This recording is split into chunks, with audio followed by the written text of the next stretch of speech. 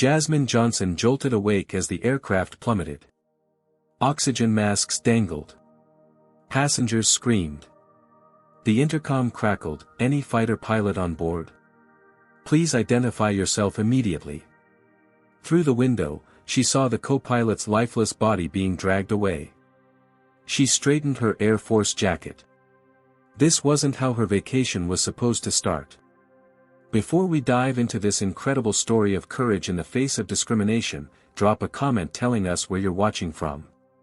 Hit that like button and subscribe to our channel for more true stories of triumph over adversity. Now let's find out how Lieutenant Colonel Jasmine Johnson went from sleeping passenger to unexpected hero at 30,000 feet. Lieutenant Colonel Jasmine Johnson had been looking forward to this vacation for months.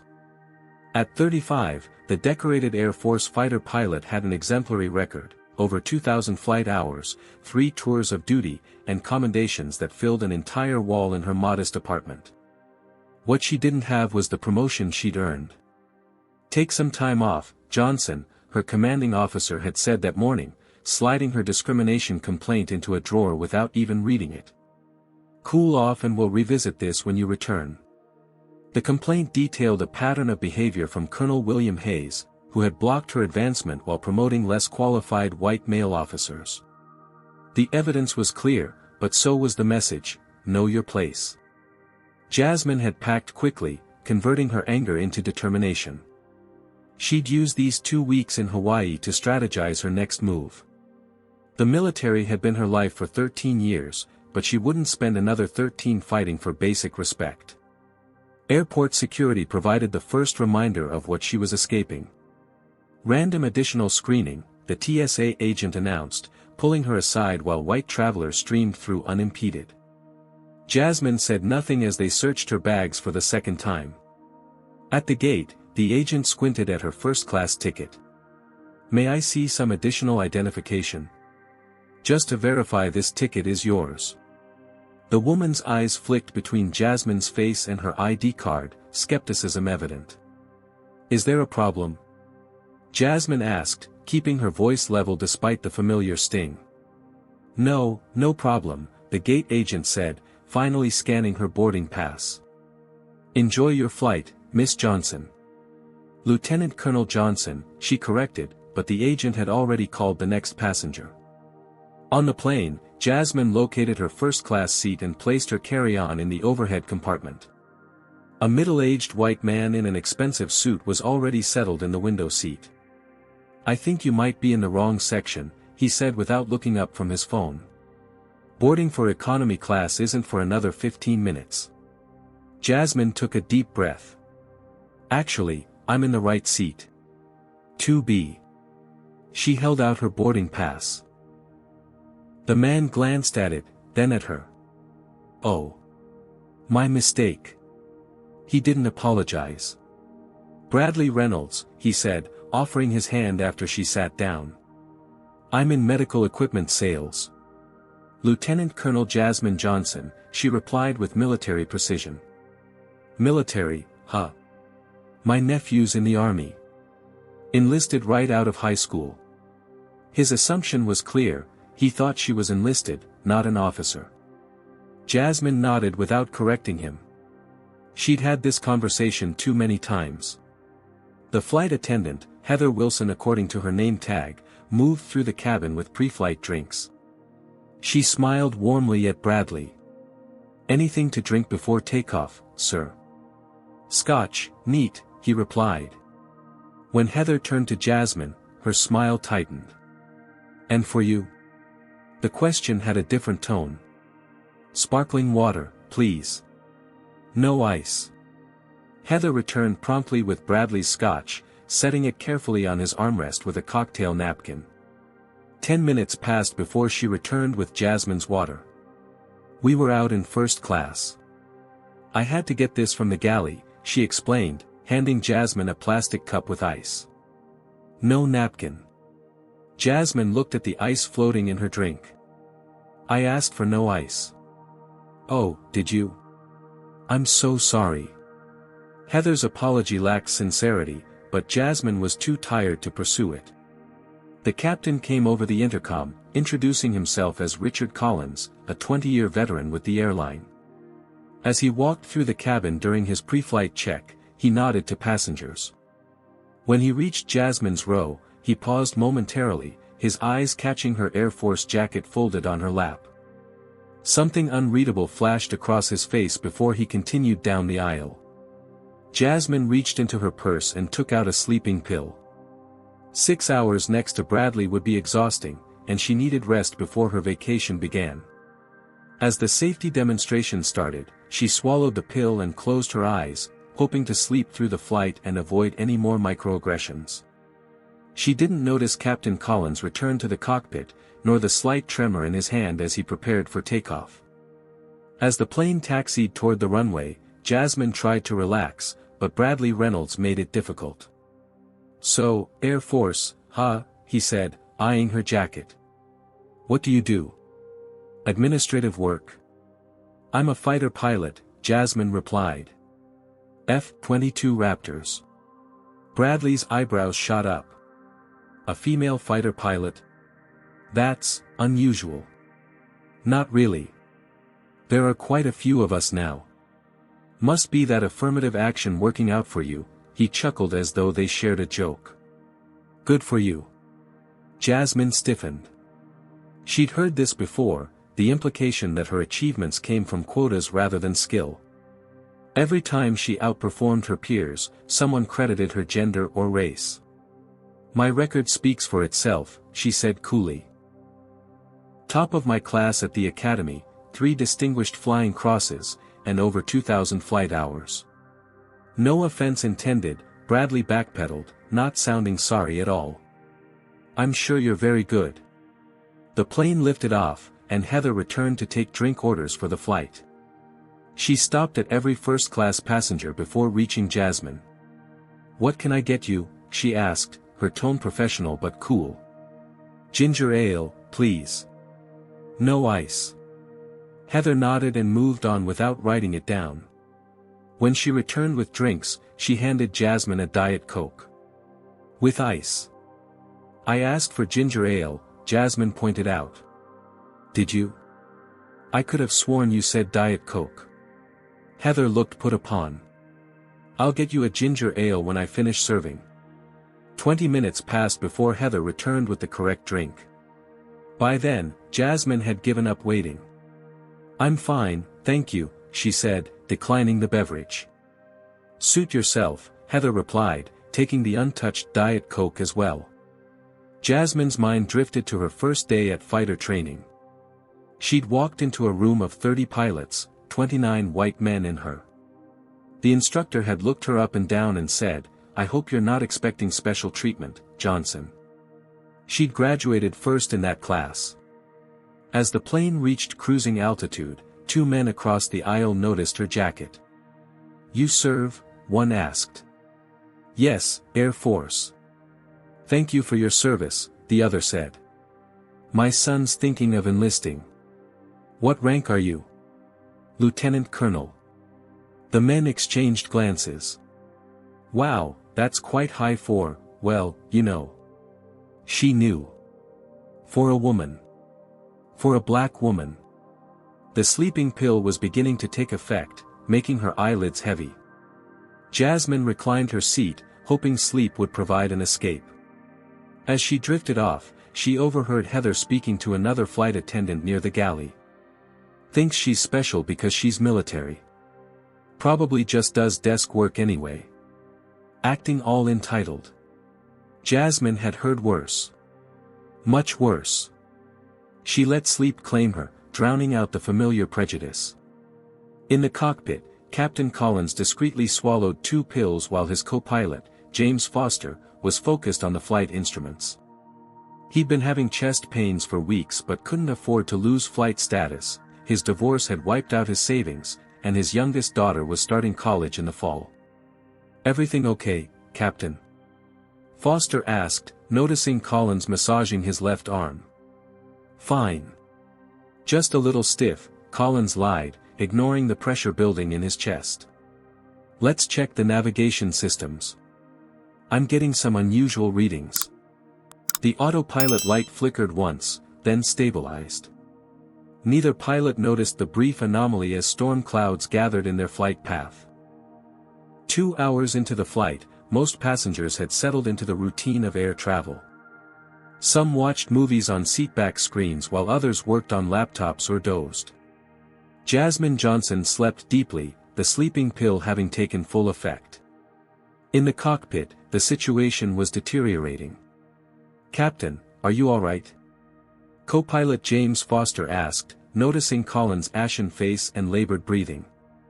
"I'm fine," Collins insisted, loosening his collar. Sweat beaded on his forehead despite the cool air in the cockpit. "Just need some water." Foster handed him a bottle of water, watching with growing concern as Collins struggled to unscrew the cap. The captain's left arm seemed uncooperative. "Sir, maybe I should take the controls for a while," Foster suggested carefully. "I said I'm fine," Collins snapped, then immediately softened.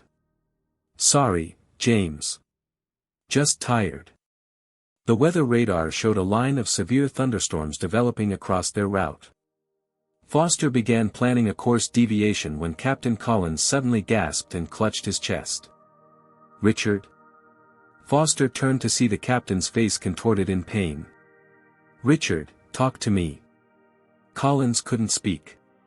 His left arm went limp, and his breathing became ragged. The water bottle dropped from his hand, spilling across the instrument panel. "Mayday, Mayday," Foster immediately radioed air traffic control. "This is Delta 1372. Medical emergency in the cockpit. Captain appears to be having a heart attack. Requesting immediate clearance for emergency landing." Air traffic controller Spencer Davis responded immediately. "Delta 1372, this is Atlanta Center.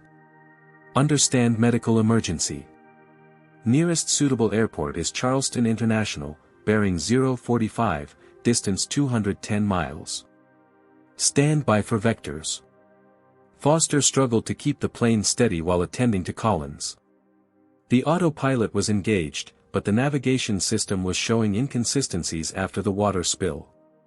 "Sir, hang in there," Foster urged, reaching for the emergency medical kit while trying to maintain control of the aircraft. "I'm getting help." He pressed the intercom button. "This is First Officer Foster. I need a senior flight attendant in the cockpit immediately." Thomas Rivera, the lead flight attendant with 15 years of experience, responded within seconds. His expression turned grim when he saw Collins slumped in his seat. "Heart attack," Foster explained tersely. "I need you to find any medical personnel on board while I handle the aircraft." As Thomas rushed to search for medical assistance, the plane hit unexpected turbulence. The aircraft lurched violently, throwing Thomas against the cockpit door and sending Foster's head slamming into the overhead panel. A sharp pain exploded behind Foster's eyes as blood trickled down his forehead. The autopilot disengaged. Warning lights illuminated across the control panel as the aircraft began a gradual descent. Foster struggled to focus through his swimming vision, fighting waves of nausea. "Delta 1372, Atlanta Center," the radio crackled. "We've lost your transponder signal. Please confirm altitude and heading." Foster reached for the controls, but his movements were uncoordinated. Trying to stabilize, he managed, his speech slurring. "Head injury, having trouble focusing." In the cabin, Thomas regained his balance and rushed to make an announcement. "Ladies and gentlemen, we have a medical situation. If there are any doctors or medical professionals on board, please identify yourselves to a flight attendant immediately." 3 passengers responded, a dermatologist, a veterinarian, and a nursing student. Thomas directed them to the cockpit while he searched the passenger manifest for anyone with aviation experience. The aircraft continued its gradual descent, now passing through 28,000 feet. In the cockpit, the situation was dire. Captain Collins was unconscious, his pulse weak and irregular. Foster was conscious but disoriented from his head injury, unable to focus on the instruments. The dermatologist administered aspirin to Collins while the nursing student tried to stabilize Foster's bleeding head wound. Neither medical professional could help with flying the plane. "We need a pilot," the dermatologist said urgently. "Is there anyone else who can fly this aircraft?" Thomas scanned the manifest again, searching for military personnel or anyone with "pilot" in their employment information. His eyes widened when he spotted Lieutenant Colonel Jasmine Johnson, USAF. At that moment, the aircraft dropped suddenly, oxygen masks deploying as the cabin pressure warning sounded. Passengers screamed as the plane descended through 25,000 feet, now in an unmistakable emergency. Thomas staggered to the intercom, his voice steady despite the crisis. "This is your lead flight attendant. The captain has requested immediate assistance from anyone with professional pilot experience. If you are a licensed pilot, particularly with commercial or military experience, please identify yourself to a flight attendant immediately." In first class, Jasmine Johnson remained asleep, the combination of her sleeping pill and noise-canceling headphones keeping her unaware of the unfolding disaster. The violent shaking of the aircraft finally penetrated Jasmine's medicated sleep. Her eyes snapped open as the plane dropped again, sending a drink cart crashing into a bulkhead. Oxygen masks dangled from the ceiling, swaying with the plane's erratic movements. The cabin was filled with screams and prayers. Disoriented, she struggled to process what was happening. Her military training kicked in immediately, assessing the situation with practiced precision. The aircraft was in a controlled but unstable descent. The oxygen masks meant cabin depressurization or emergency protocols activated. The intercom crackled to life again, the voice tense and desperate. "This is an emergency. If there is any pilot on board, especially a fighter pilot, please identify yourself immediately. This is urgent." Bradley Reynolds, face pale beneath his oxygen mask, turned to her with newfound respect. "You're a pilot," he said, his previous condescension replaced by naked hope. "A fighter pilot. You said so earlier." Before Jasmine could respond, Heather Wilson stumbled down the aisle, gripping seatbacks for stability. "Any pilots," she called, her earlier attitude dissolved in the face of crisis. "Anyone with flying experience?" Jasmine raised her hand. "Lieutenant Colonel Jasmine Johnson, United States Air Force. F-22 fighter pilot." Relief flooded Heather's face, quickly followed by hesitation. "You're a pilot? An actual pilot?" "Yes," Jasmine replied firmly, removing her oxygen mask to speak clearly. 15 years experience, combat certified, instructor level." Bradley interjected, "Are there any other pilots? Maybe someone with commercial aircraft experience?" Jasmine shot him a cold look. "The fundamentals of flight don't change, Mr. Reynolds. And crisis management is what fighter pilots do best." Thomas Rivera pushed through the cabin to reach them. "You're a pilot. Thank God. Both the captain and first officer are incapacitated. Captain Collins appears to have had a heart attack, and First Officer Foster suffered a head injury during turbulence." "Who's flying the plane now?" Jasmine asked, already unbuckling her seatbelt. "Autopilot, but it's behaving erratically. Systems are failing." As Jasmine stood, another passenger, a middle-aged white man, called out, "Hold on. Are we really trusting the plane to her? How do we know she's qualified?" Another voice joined in, "I've got 50 hours on a flight simulator. Maybe I should help." Jasmine ignored them, addressing Thomas directly. "Take me to the cockpit now." As they moved forward, she heard Bradley behind her. "Should we really let a woman handle this? Especially a what, Mr. Reynolds?"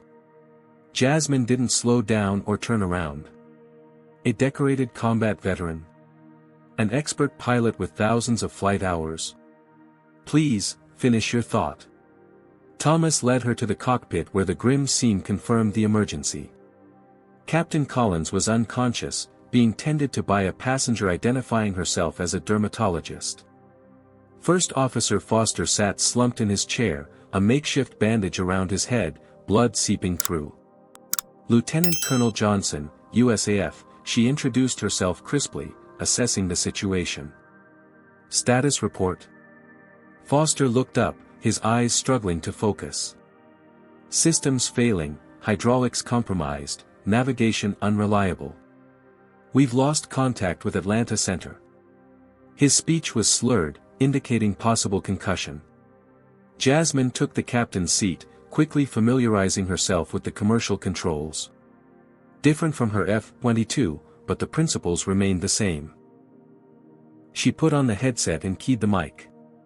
This is Delta 1372, declaring emergency. Lieutenant Colonel Jasmine Johnson, USAF, assuming command of the aircraft. Both pilot and co-pilot incapacitated. Requesting immediate assistance and vectors to nearest suitable airport. After a moment of static, a male voice responded. Delta 1372, this is Atlanta Center, Spencer Davis speaking. Can you confirm your flight status and experience with this aircraft type? The hesitation in his voice was unmistakable. Jasmine had heard it countless times before. Atlanta Center, I am an F-22 instructor pilot with over 2,000 flight hours. I have emergency landing experience in multiple aircraft types including commercial simulators.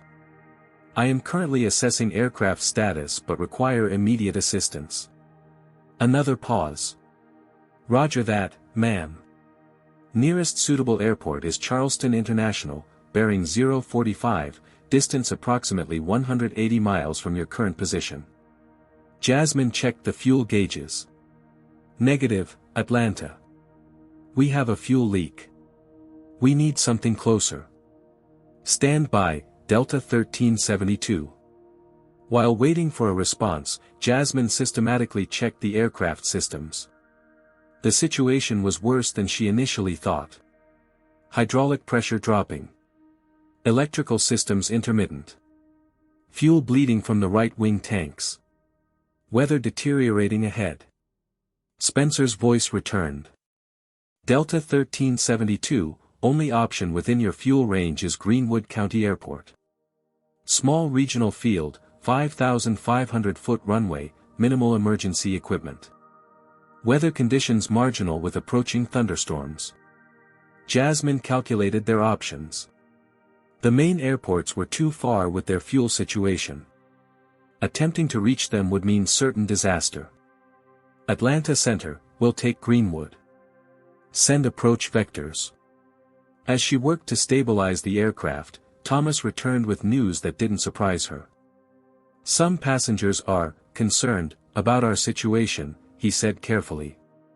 You mean they don't trust a black woman to fly this plane, Jasmine stated flatly, not taking her eyes off the instruments. Thomas nodded uncomfortably. There's a group gathering led by your seatmate. They're suggesting the guy with flight simulator experience should take over. Jasmine almost laughed. Almost. Tell them I'll happily step aside if they can explain to me how to compensate for asymmetric hydraulic failure or recalibrate the inertial reference system. Otherwise, I'm their best hope for survival.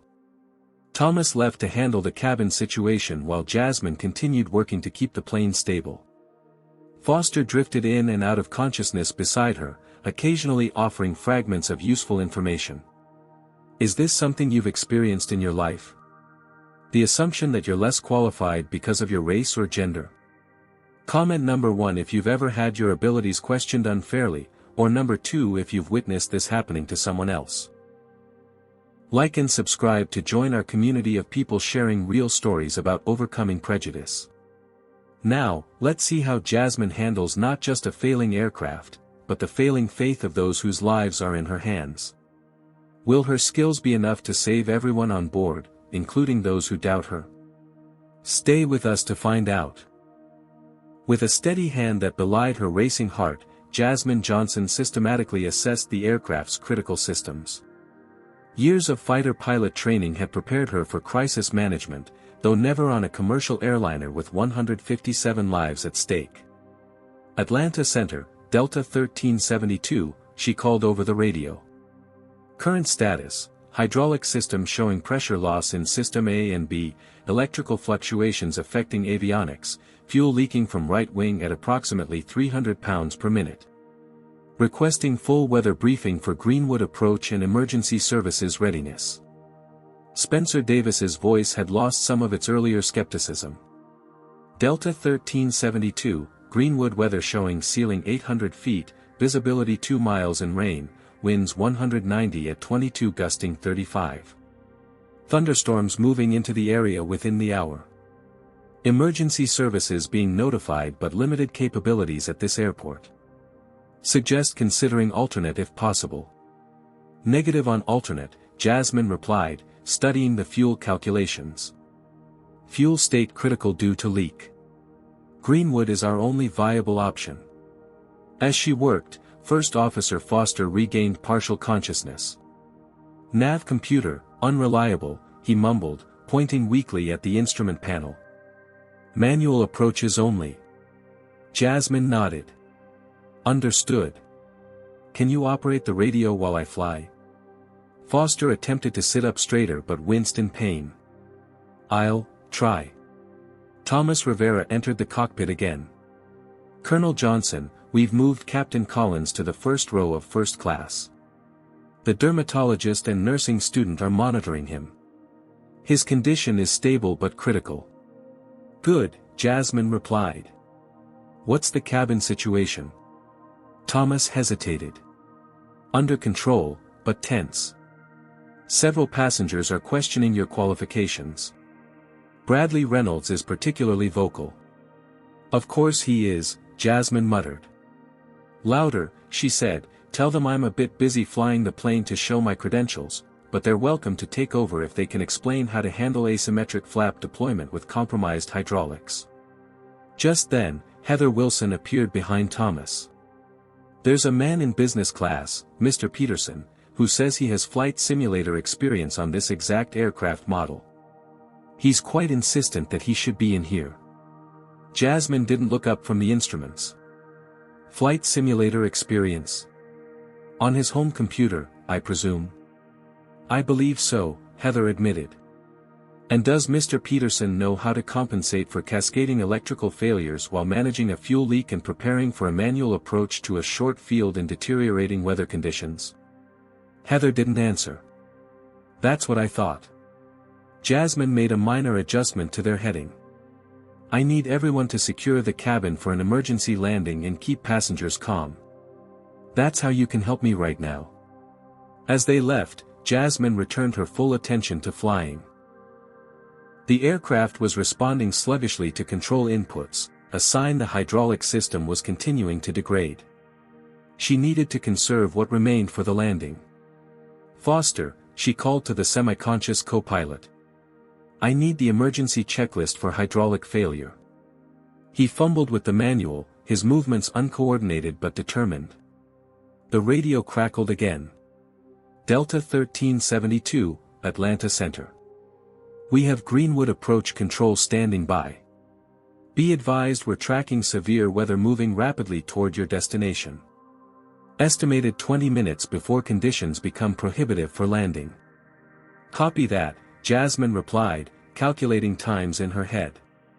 At their current speed and position, they would reach Greenwood in approximately 25 minutes, 5 minutes after the weather was predicted to make landing dangerous or impossible.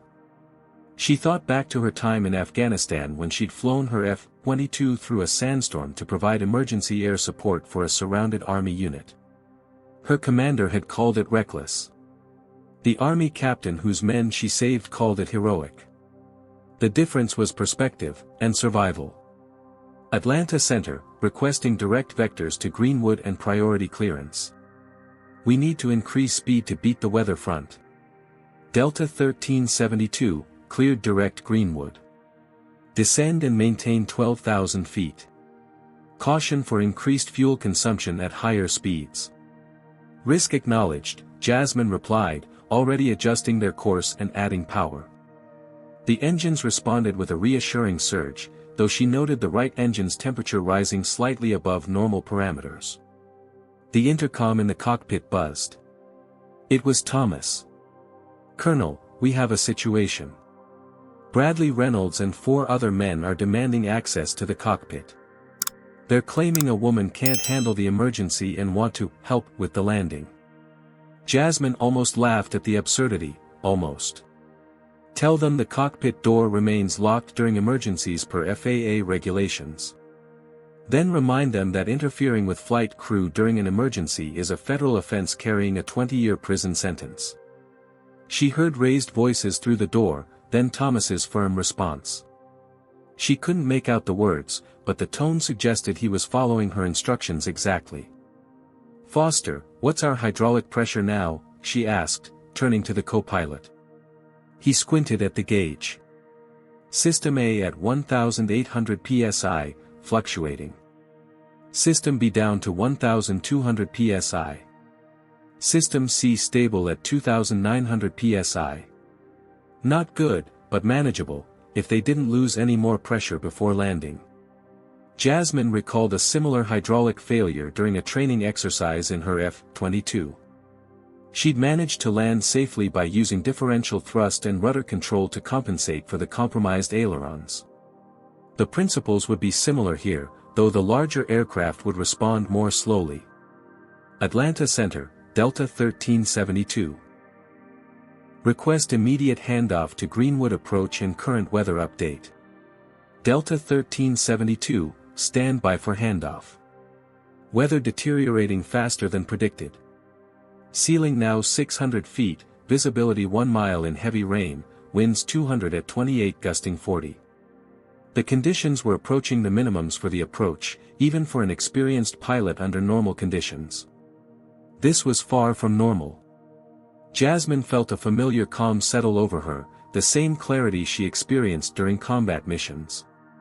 Time seemed to slow as her focus narrowed to the essential tasks: fly the aircraft, navigate to the airport, configure for landing, touch down safely. Everything else, the doubting passengers, the stereotypes, the discrimination she'd faced her entire career, all fell away. In this moment, she was simply a pilot doing what she was trained to do: save lives. "Foster, I need you to monitor the fuel transfer. We need to balance the tanks as much as possible before landing." He nodded weakly, reaching for the fuel management controls. The radio came to life again. "Delta 1372, this is Greenwood approach. Spencer Davis from Atlanta Center advised us of your situation. We have emergency vehicles standing by, but be advised our capabilities are limited. The storm front is moving in faster than anticipated." "Understood, Greenwood. Beginning descent. Request constant weather updates." As Jasmine guided the damaged aircraft toward Greenwood County Airport, she knew they were racing against multiple threats: failing systems, depleting fuel, deteriorating weather, and the limits of her own knowledge of this specific aircraft type. But she'd faced impossible odds before and prevailed. She engaged the PA system. "This is Lieutenant Colonel Johnson speaking from the flight deck. We are experiencing technical difficulties and will be making an emergency landing at Greenwood County Airport in approximately 20 minutes. Please follow all crew instructions precisely.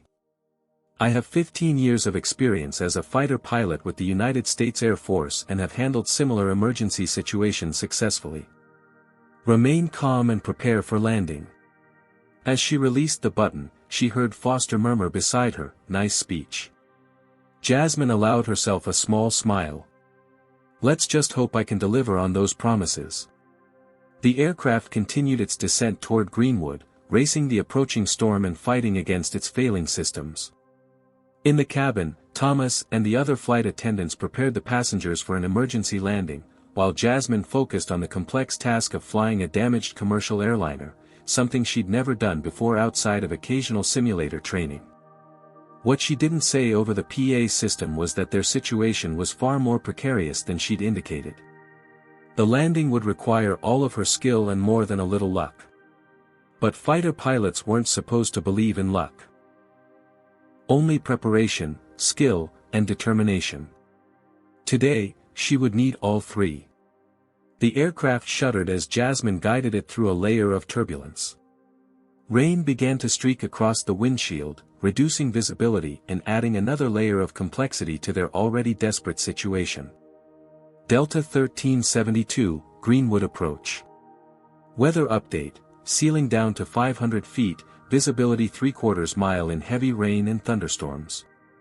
Wind now 210 at 30, gusting 45. Jasmine processed the information quickly. The conditions were now below minimums for a standard approach, but they had no alternative. Copy, Greenwood. Continuing approach. We'll need runway lights at maximum intensity.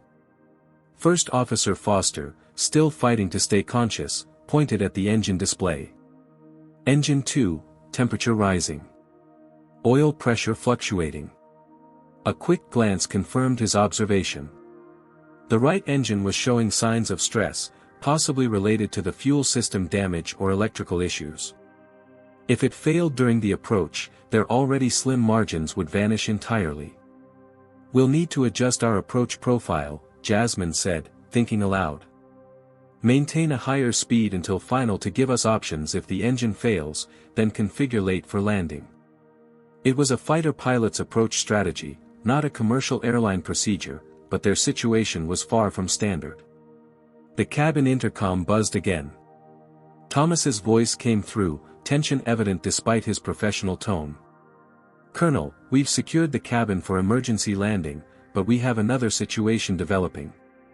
"Go ahead," Jasmine replied, dividing her attention between the instruments and the deteriorating weather outside.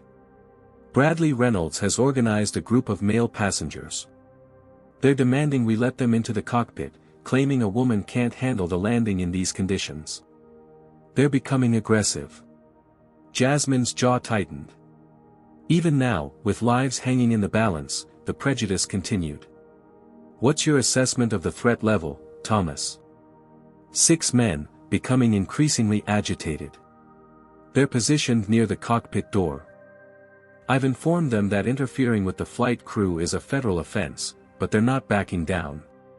"Understood. Station yourself and any able-bodied crew members as a barrier. Do not open this door under any circumstances unless I give the authorization code Delta 79er. "Copy that. Delta 79er. Thomas paused. "For what it's worth, Colonel, most of the passengers are on your side. Several have positioned themselves to help us if needed." "Thank you, Thomas. Focus on keeping that door secure. I need to concentrate on flying." As if to punctuate her words, a violent downdraft caught the aircraft, dropping them several hundred feet in seconds. Jasmine fought the controls, using her experience with extreme maneuvers to stabilize the descent. Warning lights illuminated on the panel as the hydraulic pressure in System B dropped below operational minimums. The aircraft's handling became notably heavier, requiring more force on the controls to maintain their flight path. "Foster, status on hydraulic System C." The co-pilot's response was delayed, his concussion clearly affecting his cognitive function. "System C, holding at 2,800 psi. Only, fully operational system now. If they lost System C as well, the aircraft would become nearly impossible to control." Jasmine mentally ran through procedures for flying with minimal hydraulic power, adapting fighter techniques to this larger, less responsive aircraft. Delta 1372, Greenwood approach. Be advised lightning strikes reported on final approach course. Recommend immediate diversion.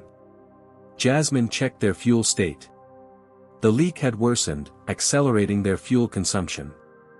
Negative on diversion, Greenwood. Fuel state critical.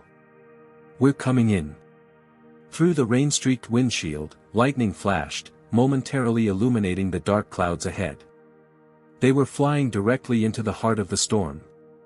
A sudden bang resonated through the aircraft, followed by severe vibration. Warning lights cascaded across the engine display. "Engine 2 failure," Foster called out, more alert now as adrenaline temporarily overcame his injury. "Fire warning." Jasmine activated the engine fire suppression system while simultaneously compensating for the asymmetric thrust. The aircraft wanted to your right with only the left engine providing power, requiring constant left rudder to maintain course. Greenwood approach, Delta 1372. We have lost the right engine, repeat, engine 2 is shut down. Declaring critical emergency. Request immediate emergency services and approach guidance. There was genuine alarm in the controller's voice now. Delta 1372, understood. Emergency services standing by. You're cleared to land runway 27. Wind 220 at 35 gusting 50. The crosswind component was at the absolute limit of the aircraft's capabilities, even with both engines and full hydraulics. With one engine and compromised controls, it would require perfect technique. Thomas's voice came through the intercom again, now urgent. Colonel, they're trying to force the door. Security code Delta 79er confirmed. Jasmine could hear shouting and pounding in the background. Bradley Reynolds' voice was distinct. We can't let a woman try to land in these conditions. She'll kill us all. The irony might have been amusing in different circumstances. Now, it was just another distraction she didn't need. Thomas, final warning to them, interfering with flight controls during an emergency is punishable by life imprisonment. Tell them I'm currently keeping 157 people alive with one engine, failing hydraulics, and deteriorating weather. Ask if any of them can do better. Lightning flashed again, closer this time, followed immediately by a deafening thunderclap. The aircraft bucked in the turbulence, requiring all of Jasmine's strength and skill to maintain control. 10 miles from threshold, Foster reported, rallying despite his injury. Current ground speed 230 knots. Altitude 3,200 feet. They were high and fast, a fighter pilot's approach, giving them energy to manage if the remaining engine failed. But it would mean a steeper than normal final descent, testing the limits of the damaged hydraulics. Through the rain, the first faint lights of Greenwood County Airport appeared, then disappeared again as they entered another cloud bank.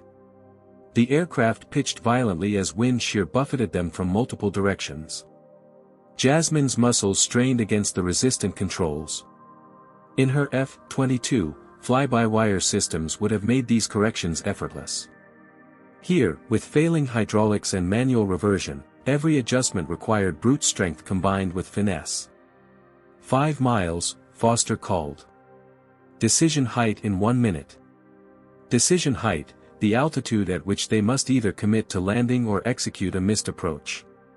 In their current state, a missed approach would almost certainly result in fuel exhaustion before they could reach an alternate airport. There would be no going around. This approach had to work. Suddenly, the sound of splintering wood came from behind them. The cockpit door, reinforced after September 11th, was holding, but the adjacent bulkhead was giving way as the men attempted to force entry through the wall itself. Colonel! Thomas's alarmed voice called through the intercom. They've broken through the panel. They're trying to reach the door lock from inside the wall. Jasmine didn't have time for this distraction, not when they were moments from the most critical phase of flight. Foster, take the radio. I need both hands on the controls. She keyed the PA system, her voice cutting through the cabin with military command presence. This is Lieutenant Colonel Johnson. To the individuals attempting to breach the cockpit, you are now actively endangering this aircraft during a critical emergency. Every second you distract me increases the risk to everyone on board. I am currently executing an emergency approach with one engine, minimal hydraulics, in severe weather conditions. Stand down immediately or be responsible for the consequences. The sounds of struggle continued for a moment, then diminished. Whether her words had gotten through or other passengers had finally intervened, the immediate threat to the cockpit appeared to subside. Cockpit secure, Thomas reported, relief evident in his voice. Several passengers restrained the men. 3 miles, Foster announced. Runway in sight, intermittent through rain. Through breaks in the downpour, Jasmine caught glimpses of the runway lights. A short strip compared to major airports, with limited approach lighting in the rural setting. Lightning flashed again, temporarily blinding her, forcing her to rely solely on instruments for several crucial seconds. As they descended through 1,000 feet, the final and most dangerous phase of their journey began. The aircraft wallowed in the gusting crosswind, the single operating engine straining as Jasmine fought to maintain their approach path. System C hydraulic pressure began to fluctuate, threatening the last of their flight control authority. The airport disappeared again behind a curtain of rain just as a new warning light illuminated on the panel. Landing gear hydraulic pressure insufficient, Foster reported, his voice tight. Emergency extension required. Jasmine nodded grimly. Initiate emergency gear extension procedure. As Foster pulled the manual release, Jasmine focused on keeping the crippled airliner on approach path through violently shifting winds, with minimal instrumentation, failing controls, and a single engine. Fighter pilot skills had gotten them this far. The next 2 minutes would determine if it was far enough. 500 feet, Foster called out, his voice steadier than it had been since his injury. The critical nature of their situation had forced him to find reserves of strength and clarity. Jasmine's world narrowed to the essential elements of flight: airspeed, descent rate, alignment with the runway.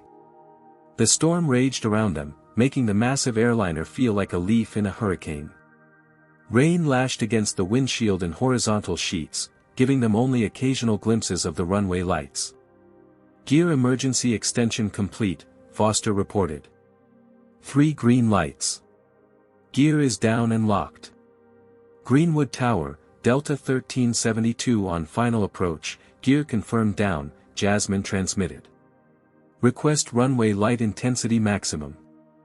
Delta 1372, lights at maximum intensity.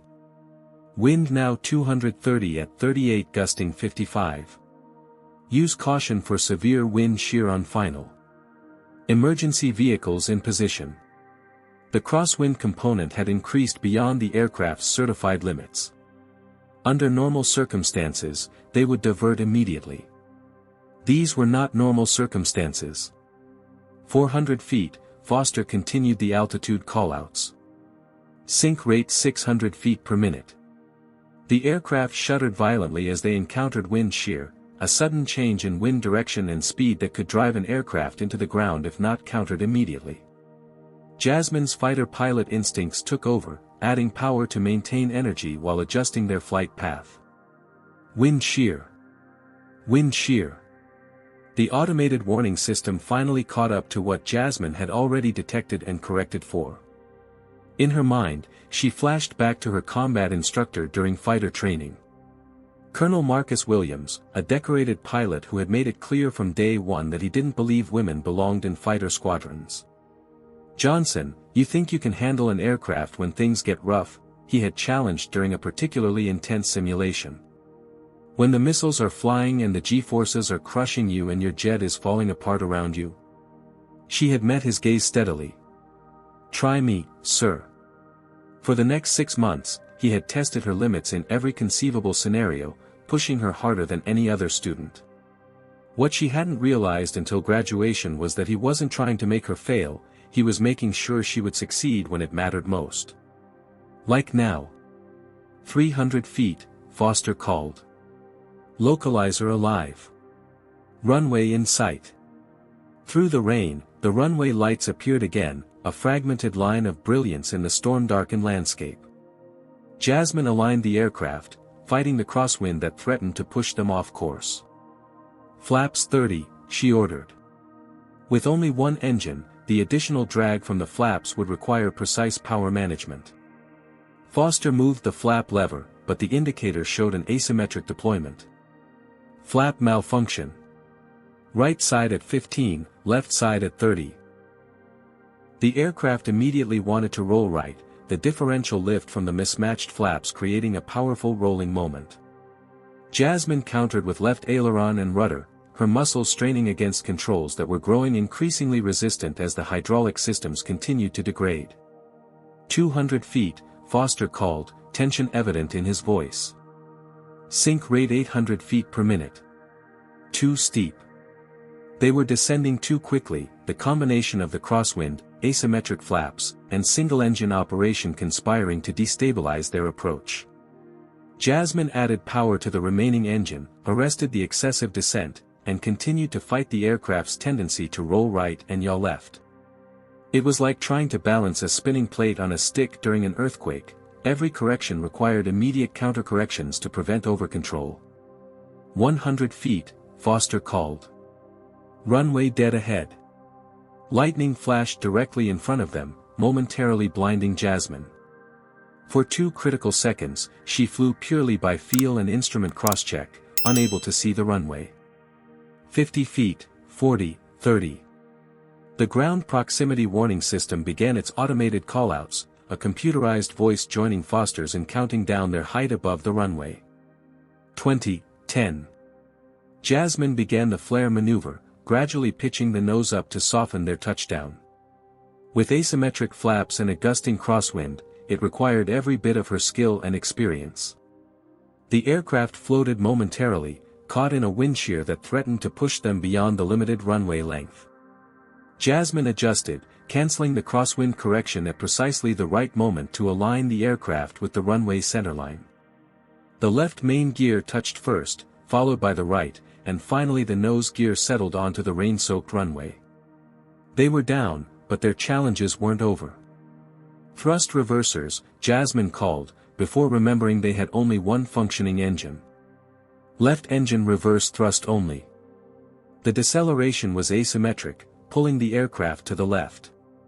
Jasmine counteracted with right rudder, but the pedal's response was sluggish. The hydraulic systems for the rudder were nearly depleted. Brake pressure low, Foster warned as Jasmine applied the wheel brakes. The aircraft's deceleration rate was insufficient. At their current rate, they would run out of runway. Jasmine made a split-second decision. Maximum reverse thrust. Emergency braking procedure. She pressed the brake pedals to the floor while maximizing the reverse thrust on the left engine. The combination created massive left pulling forces that she could barely counteract with the failing rudder controls. The end of the runway approached rapidly, the red boundary lights growing closer by the second. Rain continued to pour, reducing the braking action of the tires on the wet surface. "We're not going to stop in time," Foster said, bracing himself. Jasmine refused to accept that outcome. She spotted a slight upslope at the runway's end, not part of the official runway but potentially enough to help arrest their momentum. "Brace for overrun," she ordered calmly, maintaining directional control as the aircraft approached the runway's end. They crossed the red boundary lights at approximately 40 knots, too fast to stop but slow enough that Jasmine maintained control. The nose gear left the paved surface, bumping onto the grass overrun area. The natural incline and increased rolling resistance from the soft ground provided the additional deceleration they needed. The aircraft finally came to rest, its nose wheel approximately 100 feet beyond the paved surface, but intact and upright. For a moment, the only sounds were the dying whine of the left engine, the pounding rain on the fuselage, and the thunder that continued to roll across the sky. Aircraft stopped, Jasmine stated formally, beginning the emergency shutdown procedures. Shutdown checklist. Foster stared at her for a moment, then shook his head in amazement. "That was the most incredible piece of flying I've ever witnessed." Jasmine allowed herself a small smile as she continued the shutdown process. "Just doing my job, Officer Foster." She keyed the PA system. "Ladies and gentlemen, this is Lieutenant Colonel Johnson. We are safely on the ground at Greenwood County Airport. Please remain in your seats with seatbelts fastened until instructed otherwise. Emergency services are approaching the aircraft, and we will begin an orderly evacuation once they're in position." As she released the button, Thomas's voice came through on the intercom. "Colonel, that was... I don't even have words. Is there anything we should know about the condition of the aircraft before evacuation?" "The aircraft is stable and in no immediate danger," Jasmine replied. "Standard emergency evacuation procedures are appropriate. And Thomas, thank you for securing that cockpit door. You helped save a lot of lives today." "Just doing my job," he echoed her own words back to her. The passengers who tried to breach the cockpit are restrained and under guard by other passengers. Mr. Reynolds is among them. Jasmine nodded, unsurprised. Have law enforcement take custody of them immediately after evacuation. As she completed the shutdown checklist, emergency vehicles surrounded the aircraft, their lights pulsing through the continuing rain. The storm that had nearly claimed them was beginning to move on, the thunder now more distant. Jasmine looked over at Foster, who was slumped in his seat, the adrenaline fading and his injuries reasserting themselves. You did good work today, Officer Foster. Couldn't have done it without you. He managed a weak smile.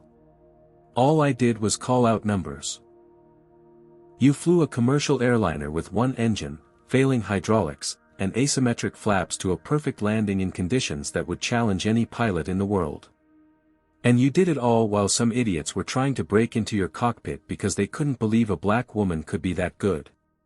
Jasmine thought about all the times she'd been told she didn't belong. All the times she'd been passed over, questioned, or undermined because of her race or gender. All the Colonel Williams and Bradley Reynolds who had doubted her capabilities. Sometimes, she said quietly, you have to let your actions speak for themselves. Outside, emergency personnel approached the aircraft.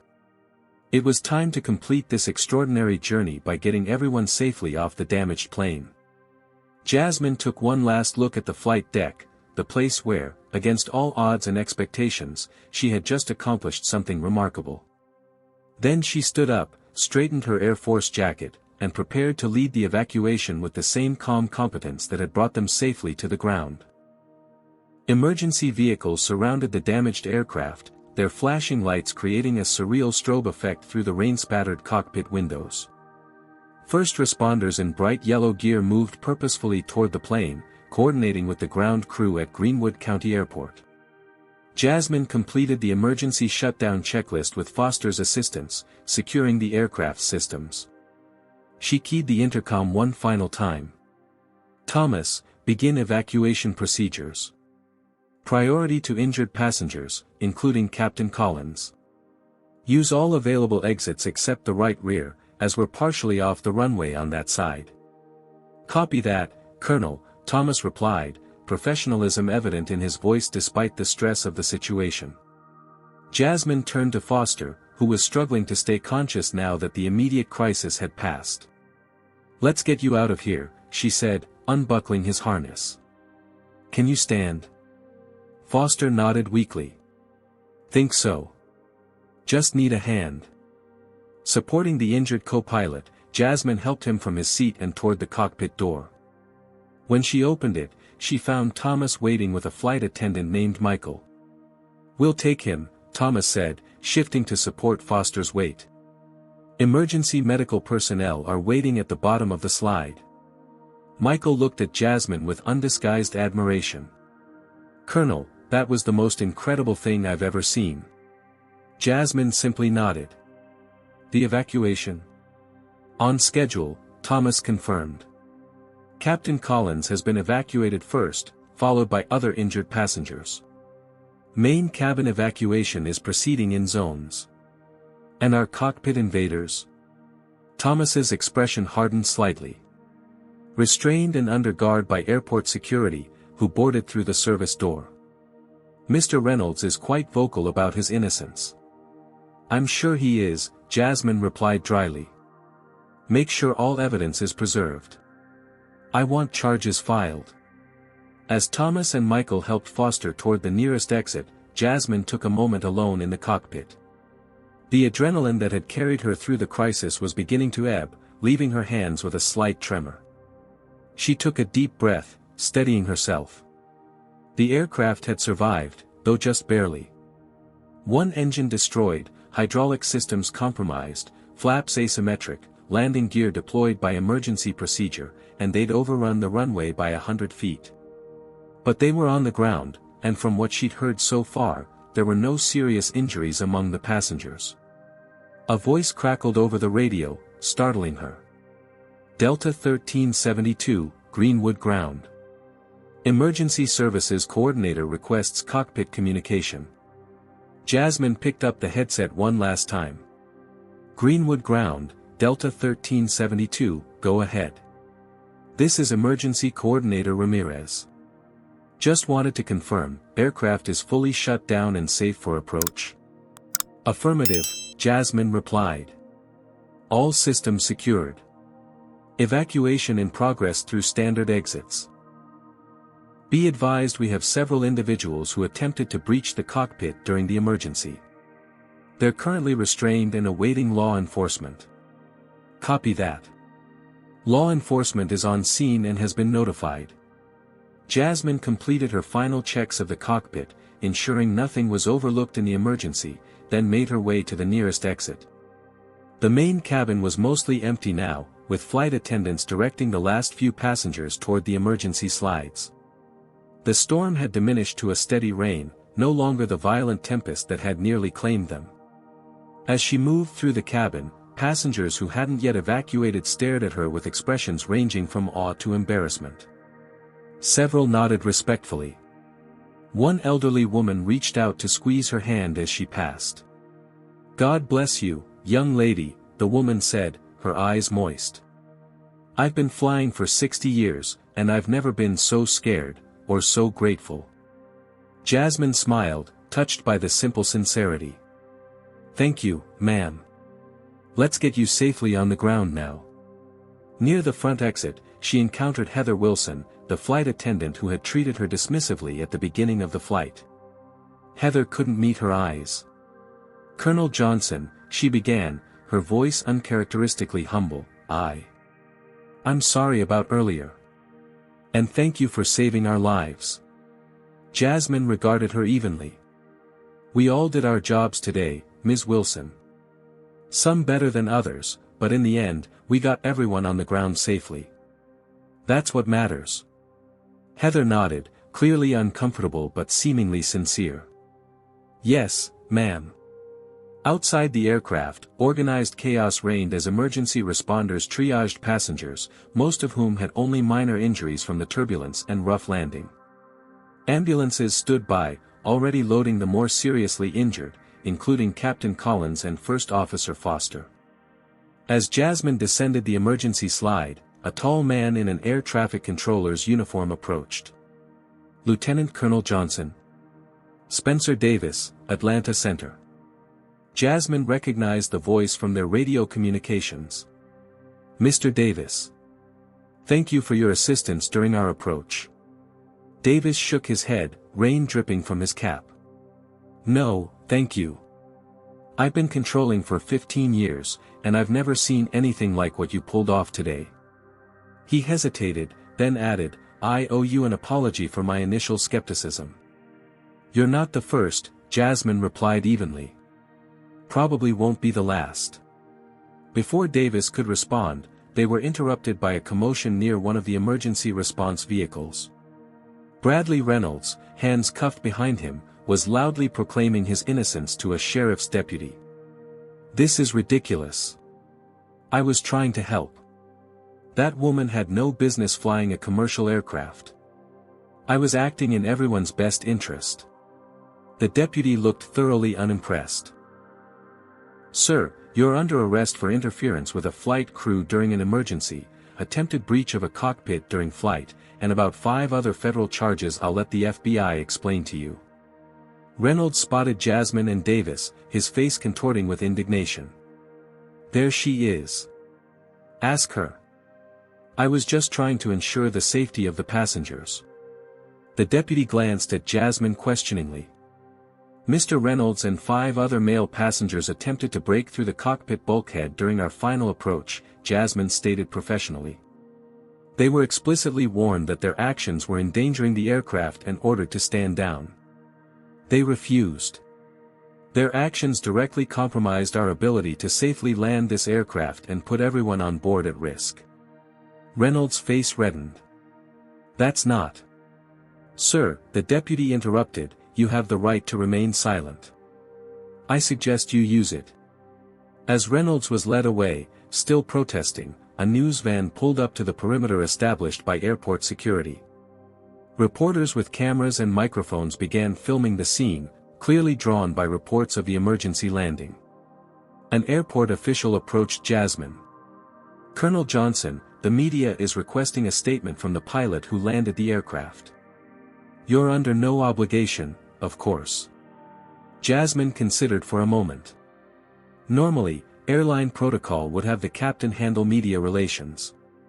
But Collins was incapacitated, and as the pilot who had actually landed the plane, she was the logical choice. Before she could decide, Thomas approached with several other crew members. "Colonel, we've completed the evacuation. All passengers and crew are off the aircraft and accounted for."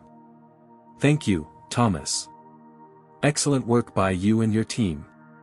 Thomas lowered his voice. "Just so you know, about 24 passengers have already given statements to police about Reynolds and his group. They don't have a leg to stand on." Jasmine nodded, unsurprised but grateful nonetheless. "Good." A woman in an FBI windbreaker approached next. "Lieutenant Colonel Johnson. Special Agent Diana Martinez. I need to debrief you on the events leading up to the emergency landing, particularly the attempted cockpit breach." "Of course," Jasmine replied. "And I'm Sarah Chen from the NTSB," added another woman, extending her hand. "We'll need a detailed statement about the aircraft system's failures and your actions during the emergency." The requests for her attention were multiplying rapidly, but one more person pushed through the crowd, a young black girl, maybe 10 years old, clutching a soaked airline safety card and looking up at Jasmine with wide, awestruck eyes. "Excuse me," she said shyly. "Are you the pilot who saved everyone?" Jasmine knelt down to the girl's level, despite the rain and mud. "I'm one of the pilots who helped land the plane safely, yes." "I want to be a pilot too," the girl said, her voice gaining confidence. "My teacher said there aren't many black lady pilots, but I told her I'm going to be one anyway." Something tightened in Jasmine's chest. "What's your name?" "Maya." "Well, Maya, your teacher is right that there aren't many of us yet. But she's wrong if she thinks that should stop you." Jasmine took the safety card and signed it. "When you become a pilot, look me up. Lieutenant Colonel Jasmine Johnson, United States Air Force." Maya clutched the signed card like a treasure. "I will. Thank you." As the girl returned to her waiting parents, Jasmine stood, suddenly aware of the dozens of eyes on her, the FBI agent, the NTSB investigator, the news crews filming from a distance, the passengers watching her with newfound respect. In that moment, standing in the rain beside the damaged but intact aircraft that she had somehow guided safely to the ground, Jasmine Johnson felt something shift inside her. All the doubts, all the slights, all the obstacles placed in her path because of her race and gender, none of it had stopped her from doing what she was born to do. The rain began to ease as the storm moved on, a shaft of sunlight breaking through the clouds to illuminate the scene. It felt, to Jasmine, like a perfect metaphor for her journey. Agent Martinez stepped closer. "Colonel Johnson, we should get started with that debriefing." Jasmine nodded, ready to face whatever came next. "Lead the way, Agent. I have quite a story to tell." 1 week after the emergency landing that aviation experts were already calling the miracle at Greenwood, Jasmine Johnson sat in a conference room at Delta Airlines headquarters in Atlanta. Across from her, airline executives and public relations staff shuffled papers nervously.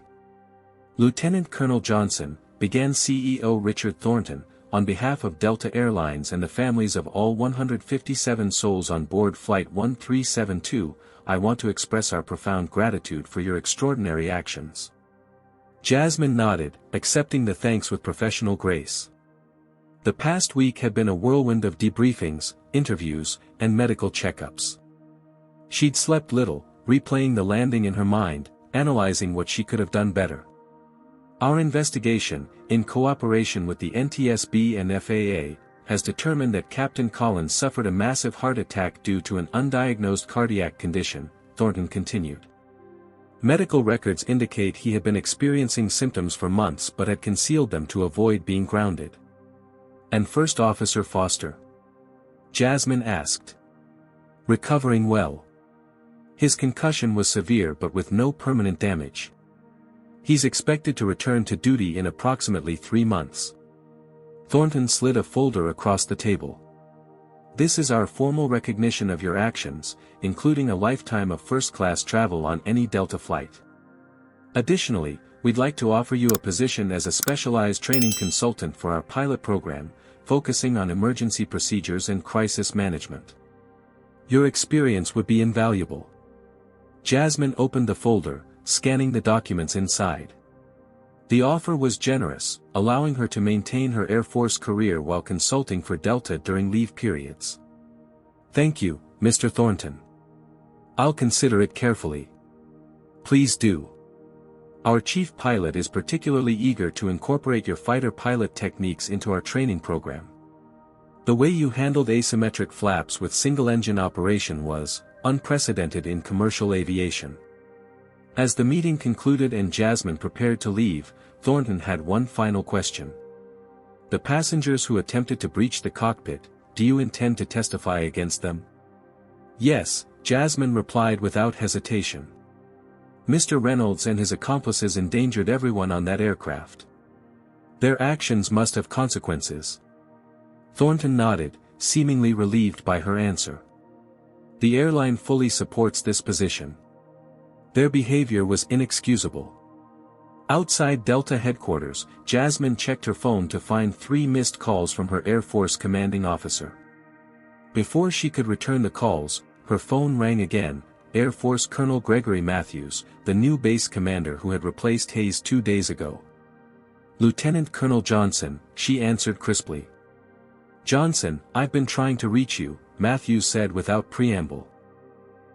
I've reviewed your discrimination complaint against Colonel Hayes, along with your service record and, of course, the rather spectacular news coverage of your recent civilian adventure. Jasmine waited, unsure where this was heading. I've also reviewed the promotions list that Hayes blocked. Effective immediately, I'm recommending you for promotion to full colonel, with a position as squadron commander of the 33rd Fighter Training Squadron. Jasmine nearly dropped her phone. The 33rd was an elite unit, responsible for training the Air Force's next generation of fighter pilots. Sir, thank you.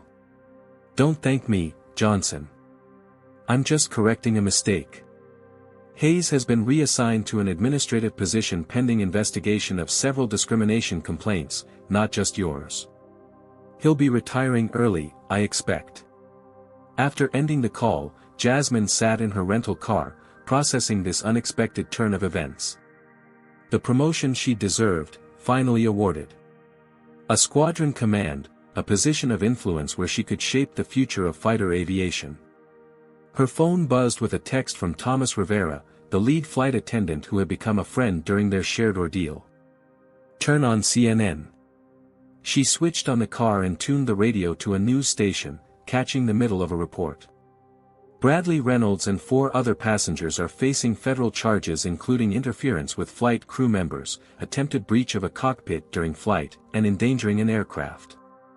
If convicted, they face up to 20 years in federal prison. Reynolds' attorney released a statement claiming his client was acting out of genuine concern for passenger safety, but multiple witness accounts contradict this claim. Jasmine smiled grimly.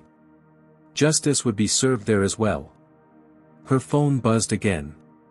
This time, it was Heather Wilson, the flight attendant who had treated her dismissively before the crisis. Colonel Johnson, this is Heather from the flight. I'm not sure if you remember me.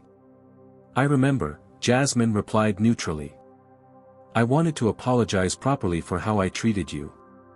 It was unprofessional and, well, prejudiced.